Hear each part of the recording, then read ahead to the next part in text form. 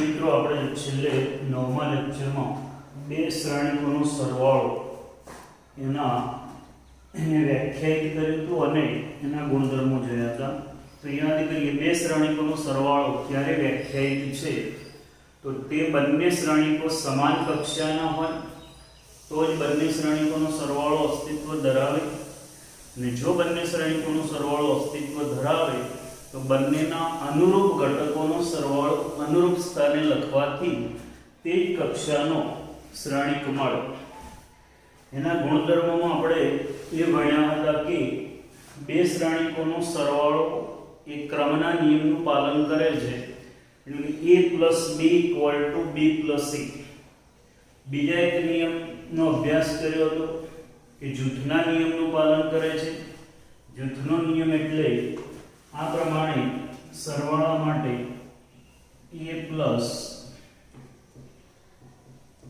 b + c = a + b + c. ત્યાર પછી તટસ્થ સરવાળા માટેનું તટસ્થ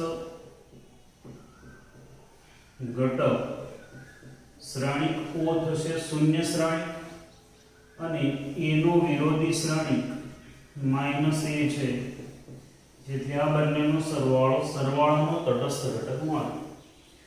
આવો બે શ્રેણીકોના સરવાળા માટે ભણ્યા હતા. એની સાથે એક બીજો પણ પોઈન્ટ ભણ્યા હતા આપણે, અદિશ વડે ગુણાકાર. તો આપણે કોઈ પણ શ્રેણીકને કોઈ k વડે ગુણીએ તો તે શ્રેણીકનો અંદરનો દરેક ઘટક k વડે ગુણાય છે. આ જ ગુણધર્મનો બીજી રીતે ઉલટો ઉપયોગ કરીએ તો એવું થશે કે કોઈ પણ શ્રેણીકમાંથી k કોમન લઈએ તો તે શ્રેણીકનો k જ્યારે કોમન લઈને બહાર ગુણાકારના સ્વરૂપમાં લખીએ છીએ ત્યારે અંદરનો દરેક ઘટક k વડે ભગાય છે. એના સિવાય આપણે બીજા આવા ગુણધર્મો પણ ભણ્યા હતા કે k * a + b = ka + kb. આવો પણ એક ગુણધર્મ ભણ્યા હતા k + l * a = ka + la. a અને b શ્રેણીક છે અને k અને l અચળ છે. જોઈએ હવે બહુ જ એક અગત્યનો ટોપિક, બે શ્રેણીકોનો ગુણાકાર. આ ચેપ્ટરનો સૌથી અગત્યનો ટોપિક કહી શકાય. બે શ્રેણીકોનો ગુણાકાર એ ભણીશું. તો જોઈએ, જો અઘરું તો બીજાની સાપેક્ષમાં થોડુંક સરવાળા કરતા અઘરું છે, બહુ અઘરું નથી, પણ ખૂબ જ ચોકસાઈવાળો પોઈન્ટ છે.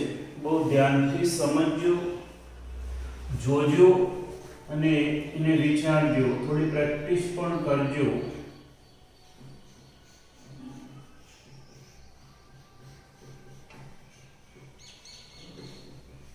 બે શ્રેણીકોના ગુણાકાર.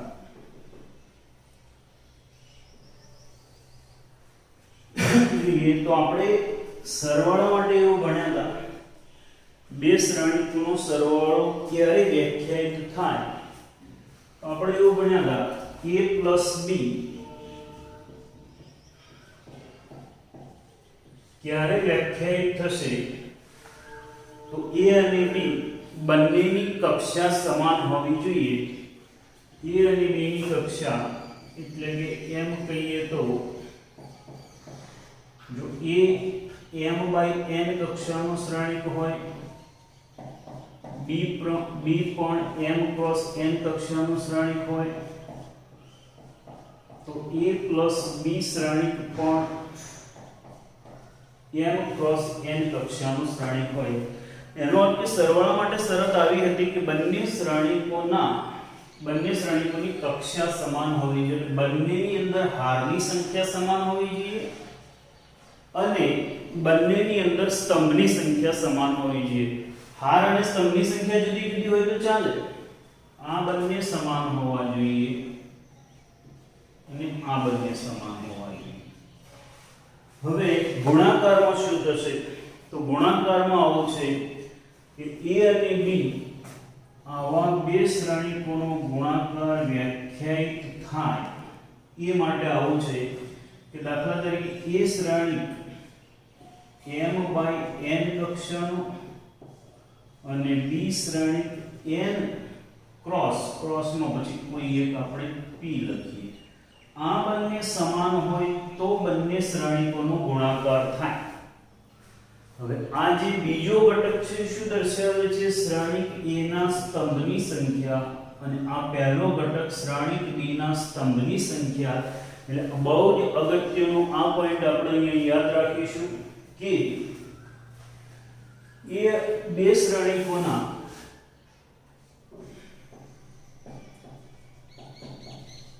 શ્રેણિકોનો ગુણાકાર વ્યાખ્યાયિત થાય તે માટે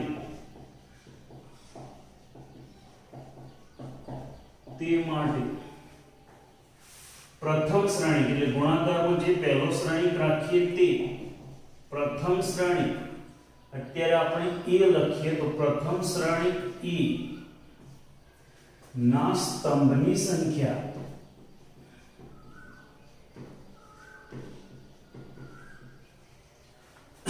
અને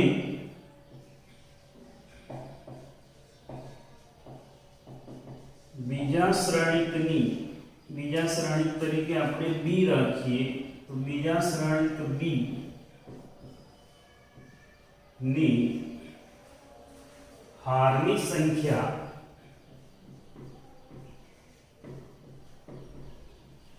સમાન હોય તો a અને b નો ગુણાકાર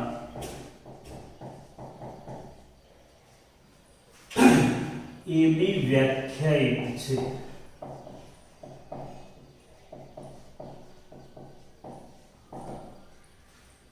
પ્રથમ શ્રેણિકના સ્તંભની સંખ્યા અને બીજા શ્રેણિકના હારની સંખ્યા સમાન હોય તો પહેલા અને બીજા શ્રેણિકનો ગુણાકાર a અને b ક્રમનું મહત્વ છે.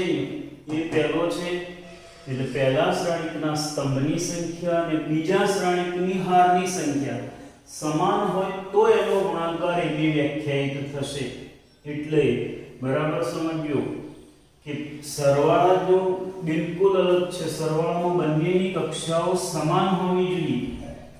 જ્યારે અહીંયા પહેલા શ્રેણિકના સ્તંભની સંખ્યા અને બીજા શ્રેણિકની હારની સંખ્યા સમાન હોવી જોઈએ.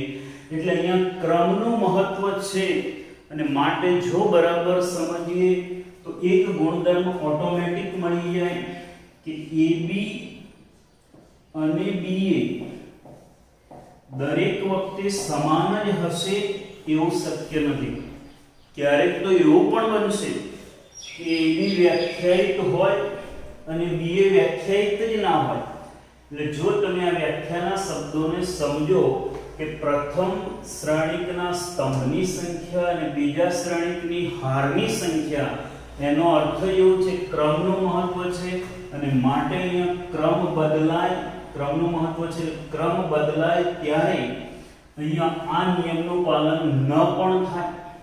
એટલે AB અને સરવાળામાં તો ઓટોમેટિક સીધું મળતું હતું a + b = b + a. આપણે એને સાબિત પણ કર્યો છે. એટલે હવે સરવાળો બિલકુલ ક્લિયર છે અને હું દૂર કરી દઉં છું. અહીંયા ગુણાકાર ફરીથી જે પણ બે શ્રેણિકોનો ગુણાકાર કરવો હોય એમાંથી ક્રમમાં લખાશે. જે પહેલો શ્રેણિક લખાય એના સ્તંભની સંખ્યા અને બીજો શ્રેણિક લખાય એની હારની સંખ્યા સમાન હોય તો એ બે શ્રેણિકોનો એક ક્રમમાં ગુણાકાર વ્યાખ્યાયિત છે.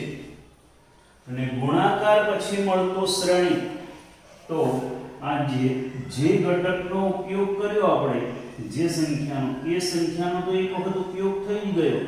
બાકીની બે સંખ્યાનો ઉપયોગ અહીંયા થશે.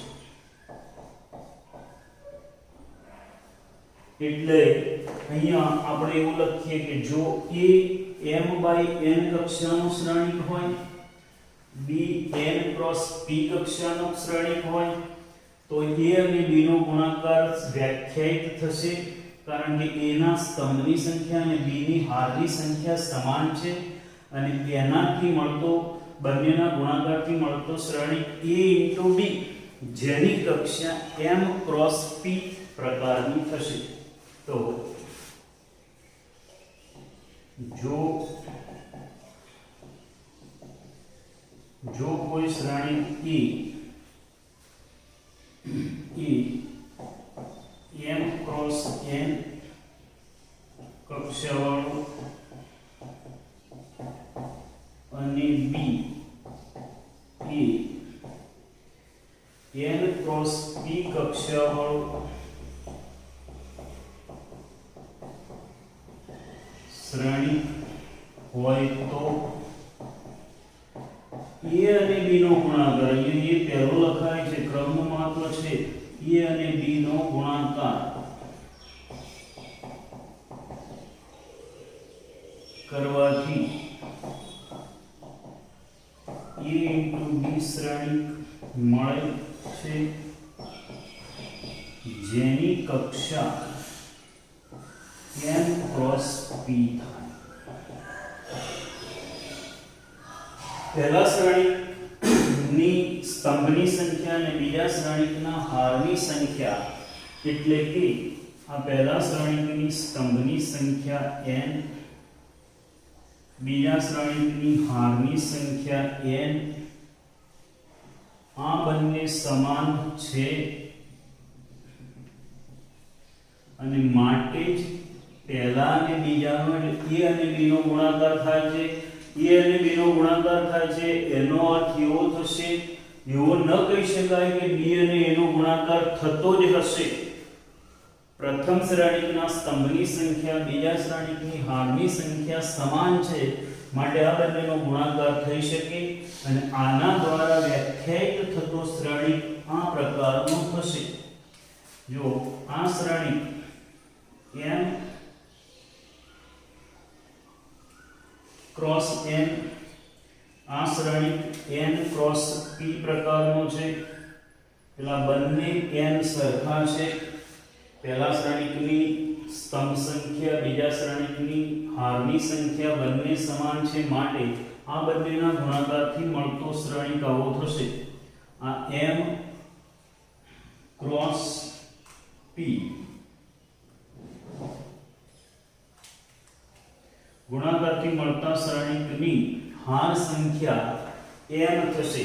m એટલે પ્રથમ શ્રેણિકની હાર સંખ્યા એ જવાબવાળા શ્રેણિકની હાર સંખ્યા થશે અને બીજા શ્રેણિકની સ્તંભ સંખ્યા એ ગુણાકારથી મળતા શ્રેણિકની સ્તંભ સંખ્યા થશે.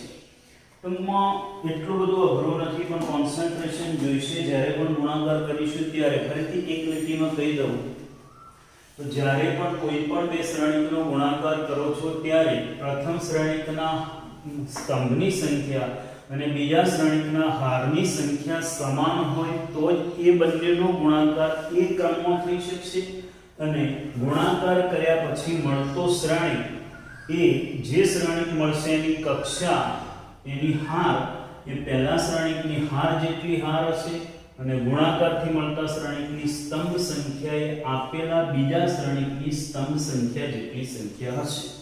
હવે આપણે અહીંયા ઉદાહરણમાં એક બે ગુણાકાર કરીએ. સમજો, બહુ અઘરું નથી, ચોકસાઈ જોઈશે પણ પૂરું ધ્યાન આપજો. તો આપણે એક બે શ્રેણિકોનો ગુણાકાર કરીએ છીએ. જુઓ, દાખલા તરીકે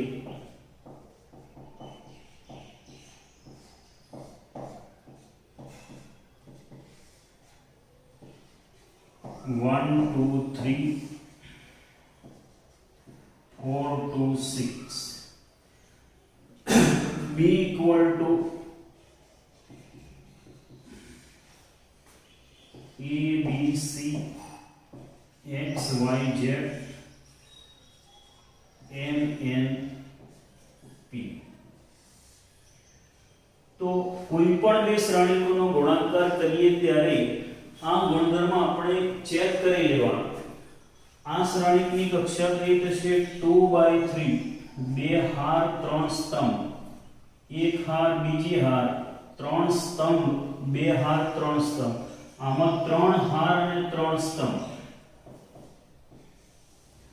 આ બે શ્રેણીકોનો a અને b નો ગુણાકાર વ્યાખ્યાયિત થશે તો જોઈએ a માં સ્તંભ સંખ્યા 3 છે, b માં હારની સંખ્યા 3 છે, માટે એ આ ઉદાહરણ માટે a અને b નો ગુણાકાર મળશે આપણને, જે આપણે મેળવીશું. a અને b નો ગુણાકાર મળ્યા પછીનો શ્રેણીક કેવો હશે? તો જે બંને સરખા મૂલ્યો છે એ સરખા હતા માટે જ ગુણાકાર મળ્યો, એનો ઉપયોગ થઈ ગયો. હવે બાકીના બે અંકોનો ઉપયોગ કરીએ તો મળતો શ્રેણીક આવો થશે. પહેલાની હાર સંખ્યા, બીજાની સ્તંભ સંખ્યા, એ એનો પ્રકાર થશે. આ જ ઉદાહરણ માટે b એ મળશે. વિચારીએ b કઈ કક્ષાનું શ્રેણીક છે? 3/3. એ કઈ કક્ષાનું શ્રેણીક છે? 2/3. જ્યારે આપણે b અને a નો ગુણાકાર કરીએ છીએ ત્યારે b શ્રેણીક પહેલા સ્થાને છે. તો અહીંયા જો મેં વ્યાખ્યાના શબ્દોને એ સ્વરૂપમાંના અર્થઘટન સાથે લખ્યું છે. જે પણ પહેલો શ્રેણીક લખાતો હોય એની સ્તંભ સંખ્યા અને બીજા શ્રેણીકની હારની સંખ્યા સમાન નથી. અહીંયાનું સમાન નથી અને માટે b એ વ્યાખ્યાયિત નથી.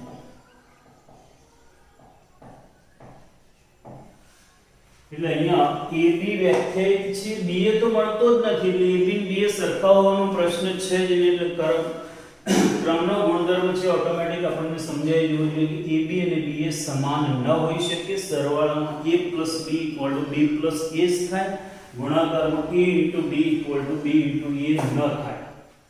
જોઈએ હવે ગુણાકાર કેવી રીતે થશે. તો આ બંને શ્રેણીકોનો ગુણાકાર હું કરું છું, તમે એ ગુણાકાર જુઓ.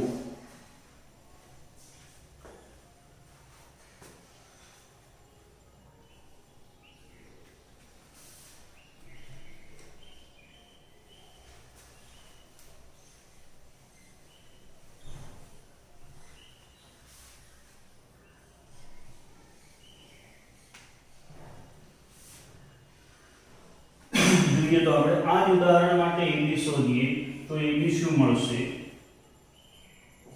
a * b = 1 2 3 4 2 6 a b c x y z MNP. આનો ગુણાકાર કરીએ તો આ રીતે થશે. જો ગુણાકાર કરવાની એની વ્યાખ્યા પ્રમાણે હું ગુણાકાર કરું છું તો પહેલા શ્રેણીકની પહેલી હાર શું છે? 1 2 3. પહેલા શ્રેણીકની પહેલી હાર બીજા શ્રેણીકના પહેલા સ્તંભ સાથે ગુણાશે. 1 2 3 axn સાથે ગુણાશે. પહેલા શ્રેણીકની પહેલી હાર પહેલા શ્રેણીકના બીજા શ્રેણીકના પહેલા સ્તંભ સાથે ગુણાશે. તો આ ગુણાકાર અને એ બધા ગુણાકારોનો આપણે સરવાળો કરવાનો. પહેલી હાર પહેલા સ્તંભ સાથે ગુણાશે, 1 સાથે a 1 * e, આ બધાનો સરવાળો +2 * x +3 * m. પહેલા શ્રેણીકની પહેલી હાર બીજા શ્રેણીકના પહેલા સ્તંભ સાથે ગુણાઈ અનુરૂપ ઘટક, દરેક ઘટક અનુરૂપ ઘટક સાથે ગુણાઈ એ બધાનો સરવાળો થયો અને એ પહેલા સ્થાને લખાય. પહેલી હાર પહેલા સ્તંભનો ગુણાકાર એ જવાબવાળા શ્રેણીકની પહેલી હાર અને પહેલા સ્તંભનો ઘટક થયો. એવી જ રીતે પહેલી હાર બીજા સ્તંભ સાથે ગુણાશે.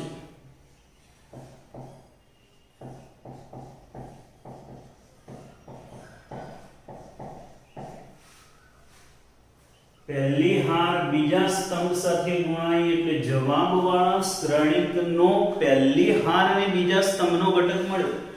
આને આપણે આમ કહીએ ને દાખલા તરીકે બંનેના ગુણાકારથી મળતો શ્રેણિક આપણે C કહીએ તો C11 આ C12 મળ્યું પહેલી હાર અને બીજા સ્તંભનો ઘટક, પહેલી હાર અને બીજા સ્તંભ, એવી જ રીતે પહેલી હાર અને ત્રીજા સ્તંભનો ઘટક.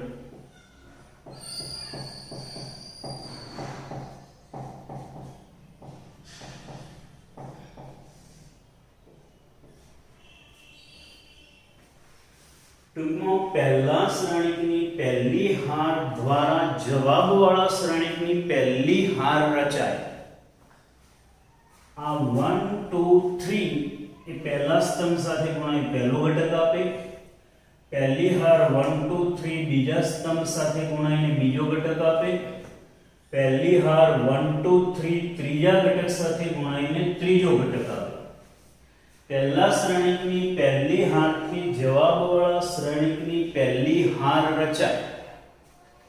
હવે પહેલા શ્રેણિકની બીજી હાર એ બીજા શ્રેણિકના પહેલા સ્તંભ સાથે ગુણાશે. 4 into e 2 into x 6 into n.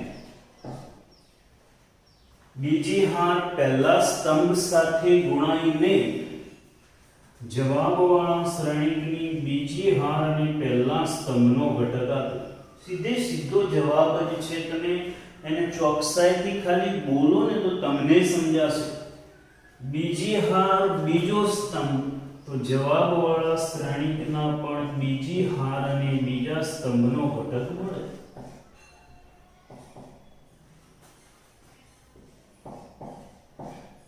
હવે બીજી હાર અને ત્રીજો સ્તંભ,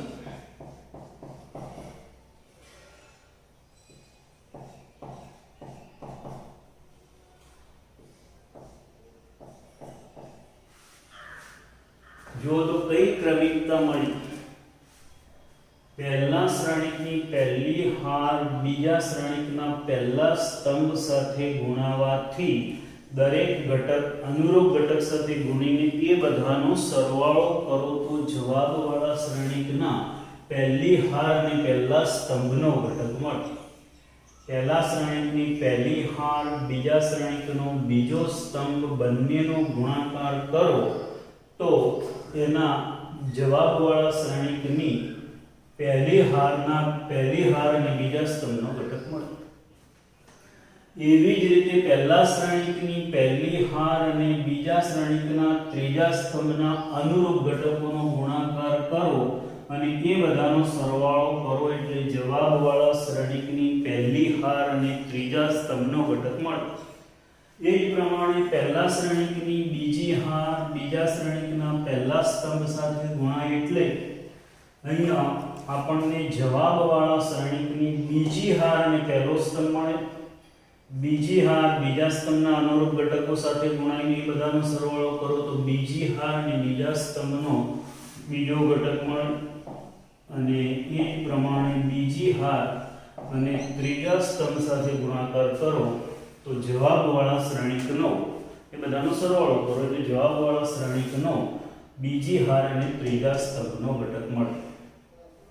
જો તો સમજાઈ ગયું છે કયો ઘટક કોની સાથે ગુણાય છે તો હંમેશા પહેલા શ્રેણિકની હાર વડે બીજા શ્રેણિકના સ્તંભ સાથે ગુણાકાર કરો.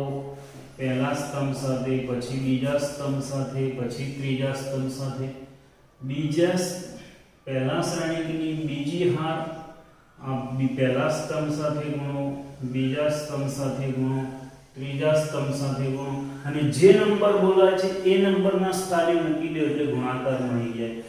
હજુ આને સમજવા માટે હું એક વ્યાપક સ્વરૂપવાળો શ્રેણિક લખી અને એનો ગુણાકાર સમજાવું છું.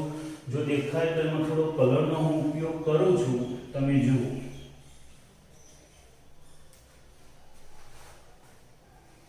A અને B એવા બે વ્યાપક શ્રેણિકો, વ્યાપક એટલે વ્યાપક સ્વરૂપવાળા 3x3 કક્ષાવાળા બે શ્રેણિકો હું લખું છું. જોજો તમે.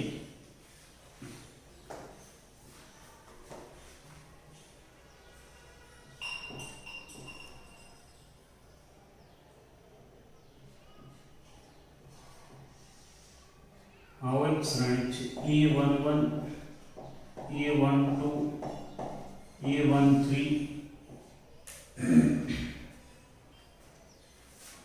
A21 A22 A23 A31 A32 A33 બીજો એક શ્રેણિક B એના ગુણાકારમાં લખું છું B11 B12 B13 B21 B22 B23 B31 B32 B33 બંને 3x3 કક્ષાના શ્રેણિકો છે એટલે ગુણાકાર તો વ્યાખ્યાયિત છે અને જવાબવાળો શ્રેણિક પણ એ જ પ્રમાણે આપણને 3x3 કક્ષાવાળો મળશે. જુઓ તો હવે અહીંયા હું આ ગુણાકાર લખું છું તો ગુણાકાર આવો થશે. પહેલી હાર A11 A12 A13 બીજા શ્રેણિકના પહેલા સ્તંભ B11 B21 B31 ના અનુરૂપ ઘટકો સાથે ગુણાય અને એનો સરવાળો થશે. તો A11 કોની સાથે ગુણાશે? B11 સાથે. A12 B21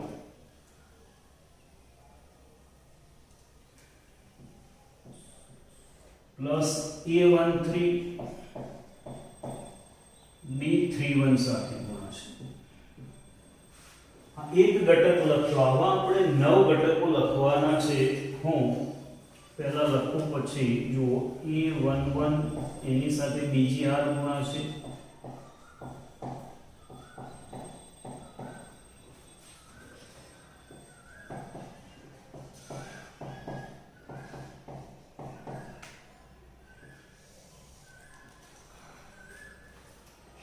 પહેલા ઘટકમાં પહેલી હાર સાથે પહેલી હાર ગુણાઈ હવે પહેલી હાર સાથે બીજી હાર ગુણાશે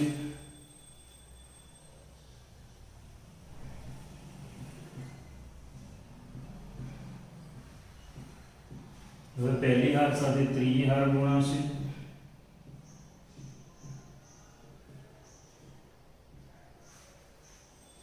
હવે બીજી હાર સાથે ગુણો બીજી હાર સાથે શું ગુણાશે તો પહેલા હું બીજી હાર લખું છું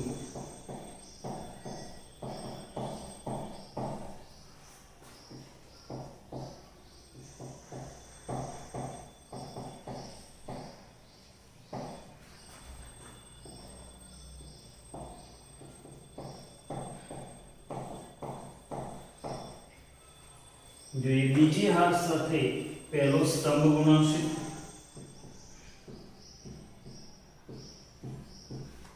बीजी हार साथे बीजो स्तंभ गुणाશે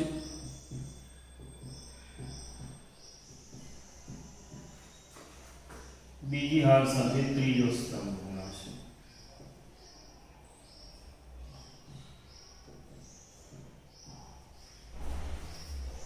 ये જ પ્રમાણે હવે ત્રીજી હાર સાથે ગુણીએ તો ત્રીજી હાર A31 A32 A33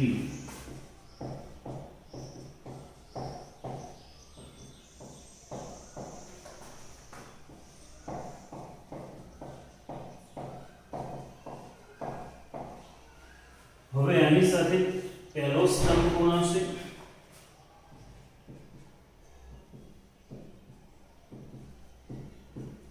बीजो स्तंभ गुणाશે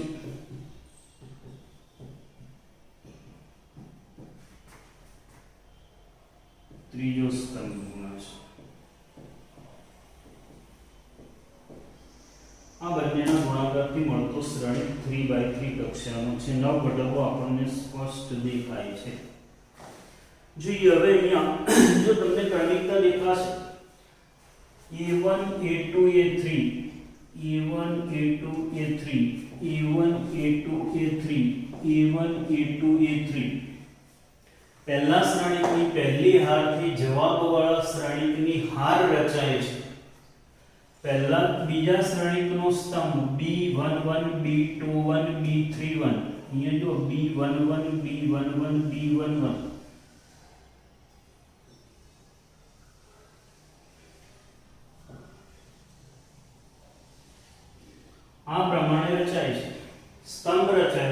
જવાબવાળા શ્રેણીકનો આનાથી અહીંયા સ્તંભ રચાય.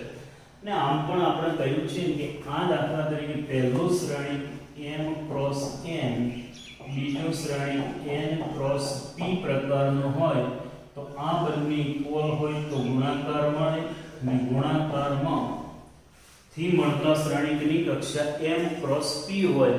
એટલે પહેલા શ્રેણીકની હારથી હાર રચાય છે, બીજા શ્રેણીકના સ્તંભથી સ્તંભ રચાય છે.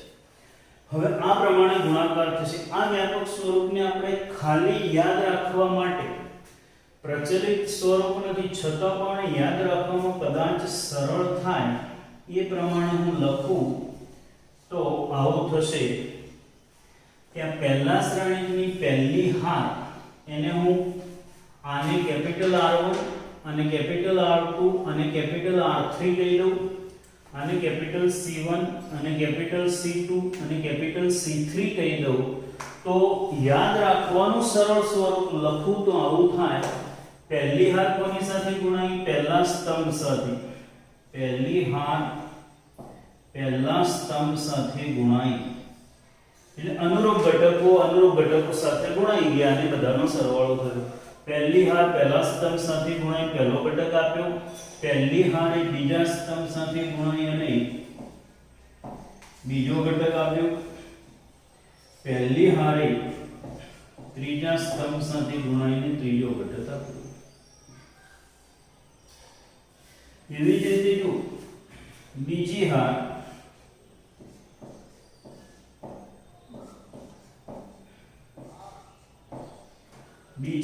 પહેલા સ્તંભ સાથે ગુણાઈ, બીજી હાર બીજા સ્તંભ સાથે ગુણાઈ, બીજી હાર ત્રીજા સ્તંભ સાથે ગુણાઈ. એ જ પ્રમાણે ત્રીજી હાર પહેલા સ્તંભ સાથે ગુણાશે, ત્રીજી હાર બીજા સ્તંભ સાથે ગુણાશે અને ત્રીજી હાર ત્રીજા સ્તંભ સાથે ગુણાશે.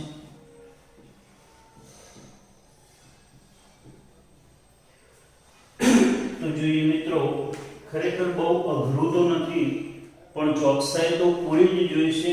એ ગણીશું ત્યારે ખ્યાલ આવશે કે કેટલી ચોકસાઈ જોઈએ. તો કોઈ પણ બે શ્રેણીકોનો ગુણાકાર કરવા માટે તે બે શ્રેણીકોમાંથી પહેલા શ્રેણીકના સ્તંભની સંખ્યા અને બીજા શ્રેણીકની હારની સંખ્યા સમાન હોય ત્યારે એ બંનેનો ગુણાકાર થઈ શકે છે. અને ગુણાકાર કરીએ તો ગુણાકારથી મળતો શ્રેણીક એ શ્રેણીકની કક્ષા એ શ્રેણીકના હારની સંખ્યા એ પ્રથમ શ્રેણીકના હારની સંખ્યા જેટલી અને જવાબ ગુણાકારથી મળતા શ્રેણીકના સ્તંભની સંખ્યા એ બીજા શ્રેણીકના સ્તંભની સંખ્યા જેટલી થશે. એટલે કે આપણે આમ કહી શકીએ કે કોઈ પણ બે શ્રેણીકોનો ગુણાકાર કરવો હોય તો જે બેનો ગુણાકાર કરવો હોય એને ક્રમમાં લખી લેવાના. દાખલા તરીકે a 2/4 અને b 4/3. તો આ બંનેનો ગુણાકાર શક્ય છે. તો જે બે શ્રેણીકોનો ગુણાકાર કરવો હોય એને ક્રમમાં લખવાના. બંને પાસ પાસે આવતી સંખ્યાઓ સરખી હોય તો આ બંનેનો ગુણાકાર થઈ શકે. અને ગુણાકાર થઈને ગુણાકારથી મળતો શ્રેણી એની કક્ષા લખવી હોય તો આ બંને અંકોનો ઉપયોગ થઈ ગયો. બાકીના બે અંકોને એ જ ક્રમમાં લખવાના એટલે જવાબના ગુણાકારથી મળતા શ્રેણીકની કક્ષા આપણને મળી જશે.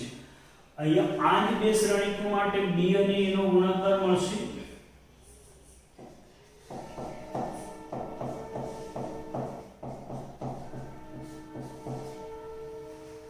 તો જો આ વ્યાખ્યાયિત નહીં થાય.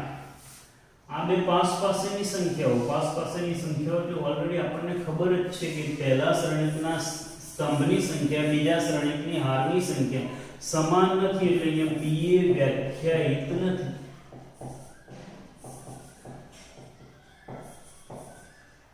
દાખલા તરીકે હું એક બીજું ઉદાહરણ લખું છું. a 3x4 b 4x3. તો a અને b નો ગુણાકાર પોસિબલ છે. આ બંને ઇક્વલ છે. એના ગુણાકારથી મળતો શ્રેણીક આવો મળશે. આ જ બે શ્રેણીકમાં ક્રમ બદલીએ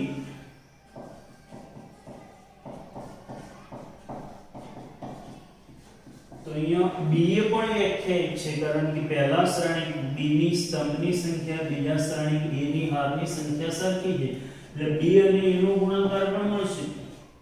અને આ બંનેના જવાબથી મળતો b એ શ્રેણિક એની કક્ષા થશે 4/4.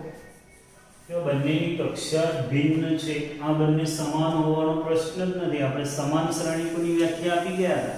બે શ્રેણિકોની કક્ષા સમાન હોય અને અનુરૂપ ઘટકો સમાન હોય, એટલે ઓલરેડી આના ગુણધર્મો લખીએ તો એના ગુણધર્મોનો પહેલો ગુણધર્મ કર્મનો નિયમ નું પાલન થતું નથી, એટલે એને લખવું નથી. એમાં આવશે જૂથનો નિયમ. તો જૂથના નિયમનું પાલન કરે છે.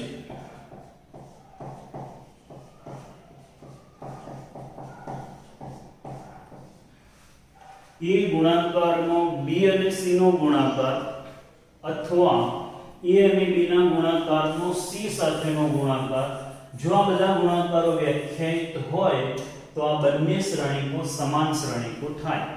યાદ રાખીશું કે કયા નિયમનું ક્યાં પાલન થાય છે. તો આપણી બુકની અંદર જે પણ થિયરી છે એ થિયરી પરીક્ષામાં નથી પૂછાતી, પણ થિયરીને અનુરૂપ પ્રશ્ન પૂછી શકાય.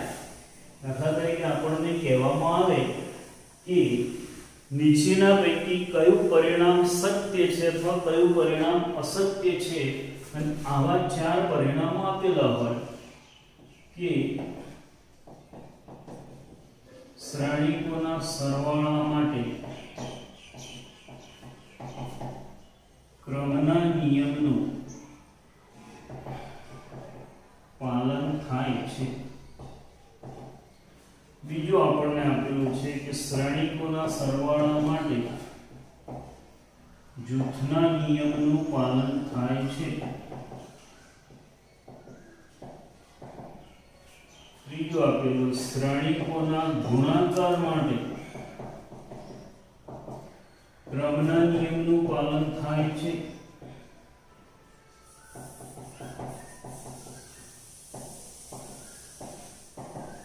ચોથો પ્રશ્ન આપેલો છે કે શ્રેણીકોના ગુણાકાર માટે જૂથના નિયમનું પાલન થાય છે. જો આવા પ્રશ્ન પરથી આવો ઓબ્જેક્ટિવ બની છે કે નીચેના પૈકી કયું વિધાન અસત્ય છે, એના માટે આપણને આ ગુણધર્મો યાદ હોવા જોઈએ. એની સાબિતી યાદ નહીં હોય તો ચાલશે. તો જો ગુણાકારની અંદર ગુણાકારના ગુણધર્મો ક્રમના નિયમનું પાલન નથી થતું,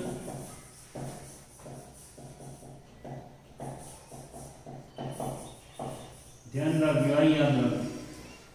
સરવાળામાં ક્રમના નિયમનું પાલન થાય, જૂથના નિયમનું પણ પાલન થાય.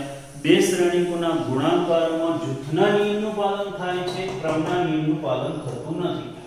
આ સિવાય બીજો એક ગુણધર્મ છે વિભાજનનો ગુણધર્મ.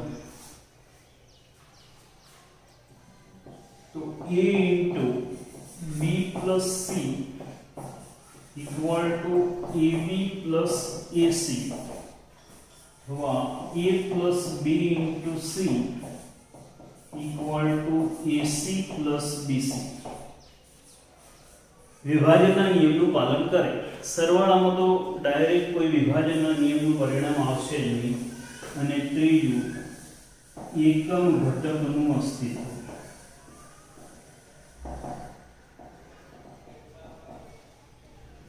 અહીંયા ખાસ ધ્યાન રાખીશું કે ચોરસ શ્રેણિક A હોય તો એને સંલગ્ન એ જે કક્ષાનો શ્રેણિક હશે એ જ કક્ષાનો એકમ શ્રેણિક આવો થશે.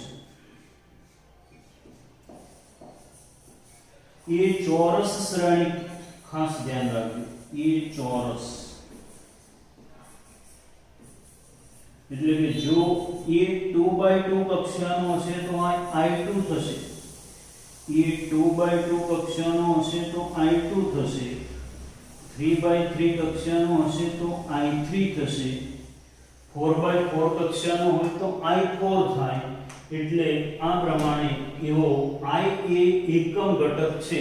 એકમ ઘટક એટલા માટે કહેવાશે કોઈ પણ શ્રેણિકનો આપણે I સાથે ગુણાકાર કરીએ તો એનો એ જ શ્રેણિક મળશે. જો દાખલા તરીકે એક 2/2 માટે સરળ આપણે ગુણાકાર કરી લઈએ છીએ.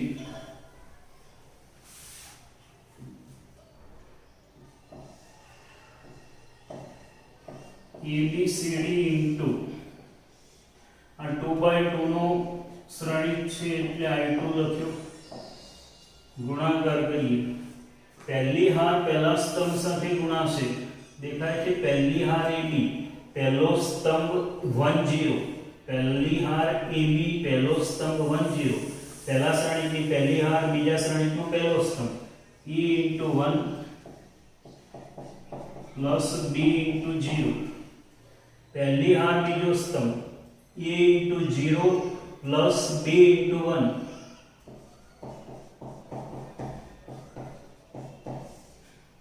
C into 1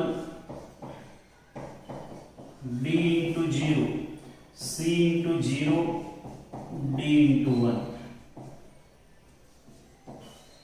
A plus 0 0 plus B. C plus 0 0 plus D. A B C D. એનો એક શ્રેણિક મળ્યો માટે I છે ગુણાકાર માટે એકમ શ્રેણિક કહેવાશે. અમે આપણે એને એકમ ઘટક કહેવાશે. અમે એને આપણે એકમ શ્રેણિક જ કહીએ છીએ. તો આજના પરિણામમાં તમારે આટલું યાદ રાખવાનું છે કે કોઈ પણ બે શ્રેણિકોનો ગુણાકાર કરો તો પ્રથમ શ્રેણિકના સ્તંભની સંખ્યા અને બીજા શ્રેણિકની હારની સંખ્યા સમાન હોય તો ગુણાકાર વ્યાખ્યાયિત થશે. ગુણાકારથી મળતા શ્રેણિકની કક્ષા માટે એની હારની સંખ્યા પ્રથમ શ્રેણિકની હાર જેટલી થશે અને સ્તંભની સંખ્યા બીજા શ્રેણિકના સ્તંભ જેટલી થશે, સ્તંભની સંખ્યા જેટલી થશે. જો બે શ્રેણિકોનો ગુણાકાર વ્યાખ્યાયિત હોય તો એનાથી જે પણ ગુણાકારથી શ્રેણિક મળે છે એના માટે ક્રમના નિયમનું પાલન થતું નથી. એ યાદ રાખજો. બીજો ગુણધર્મ છે જૂથના નિયમનું પાલન થાય છે, વિભાજનના નિયમનું પાલન થાય છે અને એકમ શ્રેણિકનું એકમ ઘટકનું અસ્તિત્વ. તો ગુણાકાર માટે એકમ ઘટક ત્યારે જ મળશે કે જો કોઈ ચોરસ શ્રેણિક A હોય તો એને એની જ કક્ષાનો એકમ શ્રેણિક I વડે ગુણવાથી એનો એ જ જવાબ મળે છે. અહીં I ને એકમ શ્રેણિક કહેવાય છે. આજે આટલું યાદ રાખીશું, આટલા સુધી રાખીશું.